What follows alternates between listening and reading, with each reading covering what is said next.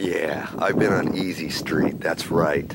The last 2 months I haven't made any videos. What's up with that? Well, I'm here today and I'm gonna make a few videos for you. I'm kind of looking forward to this. Got a front door here, goes into a little shed.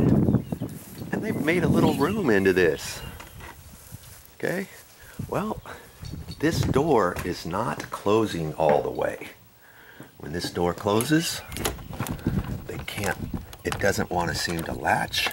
It's rubbing down here and all that. We've got to check this out, and I brought you along for the ride. Okay, now let's take a look at this door and see what's going on.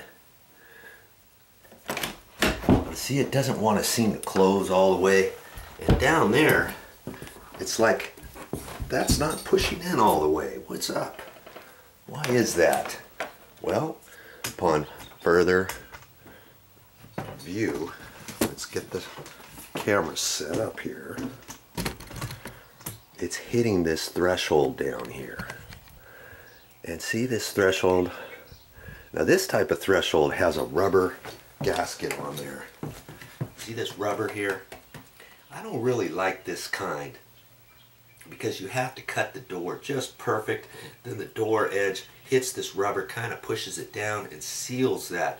Well, after a while, this gets pushed down. If the door sags a little bit, then that gets smashed down. And after a while, this gets loose and it can start peeling up. So what I like to do is use the other type of threshold, just flat without the rubber goodie. But on this one here, it's there, and we're going to leave that alone.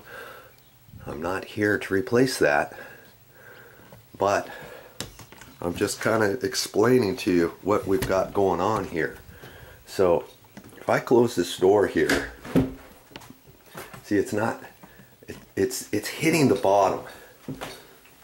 It's rubbing this here, and I have to push this in, and it's hitting that gasket because this door has sagged, and this side is tighter than it is over on the right hand side.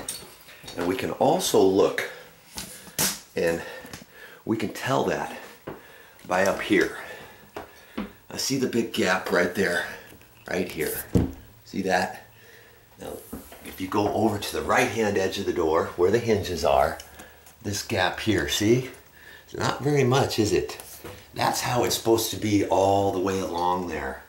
So that tells me the door has sagged. What happens is when this side sags down, the edge of the door gets closer here, but see, the gap looks pretty good along the vertical edge coming down. That looks pretty good. So, you know, this whole building has sagged to a certain point. And I'm going to have to do some different things to it. Now over here, usually this gap here where the hinge is, when the door sags, usually this gap opens up. Now see how nice it is right here? And I was kind of hoping this gap was bigger, because then there could be some things I could do with the hinge, to do something with the hinge and tweak the hinge and then push the door back over here, and that would raise up this left hand side. Well, if I look all the way down this edge, I don't have much of a gap, do I? I've got just the right amount. So that tells me a few things. That tells me that what I'm going to try to do is I've got to suck the door jamb over. And this door jamb is 3/4 of an inch thick. And then there's some shims behind there, and then they attach that to the 2x4 supporting member. It's called a king stud, and that supports your door over here. Now I'm hoping, you know, I'm not going to take this trim off. First off, I'm hoping I can take this and suck it over a little bit at the top here. And I'll show you that in a minute, okay?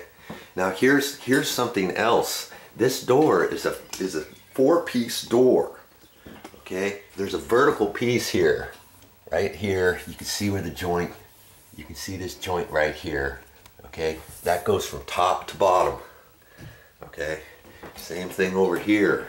But the interesting thing, because this is an exterior door, it's all glued together and dadoed and stuff. See this gap here? Well, usually what happens on doors over time, and then see right here, you can also see that right there, there's a gap. Here, there's a gap here. And all these insets are individual pieces, and then they're pushed in there and everything's wedged in. Now see along this one inset where you can see the joint? That's because this piece is pulled over. It's pulled over that way. So in a sense, this door is actually wider than it should be, and that's another thing that's causing it to probably sag. You look on the outside of the door, we got the same thing here. You see, there's that crack there again. Here's the crack here. There's a little crack there. There's a gap there. So this whole door is expanded, but we're gonna still try to make this work. Okay, stick with me, because we're gonna get in to fixing this door.